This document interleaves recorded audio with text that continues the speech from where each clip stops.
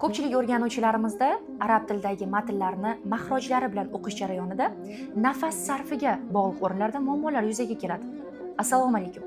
Quyida biz ana shunday muammolarni yuzaga keltirayotgan ayrim omillar haqida gaplashamiz.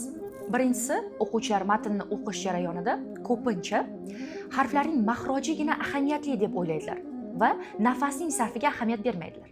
Buning natijasida esa bir so'zni bo'lib o'qish holatlari yuzaga keladi.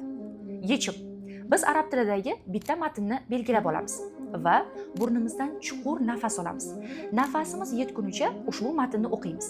Ushbu mashqni siz to'yinki qatorni oxirigacha nafasingiz yetib borguniga qadar davom ettirishingiz kerak bo'ladi. Ikkinchisi, bu qorinning to'q bo'lishi. Qorinning to'q holatda bo'lishi tovush paychalarimizga alohida bir qo'shimcha bosim beradi. Demak, arab harflarini o'qiyotganda umuman dars qilish jarayonida uning manfaatli va samarali bo'lishi uchun qorinning to'q bo'lmasligiga ahamiyat berish kerak. Sizda til o'rganish jarayonida yana qanday muammolar mavjud? Kommentariyada yozib qoldiring. Keyingi darslarimiz aynan shular haqida bo'lishi mumkin.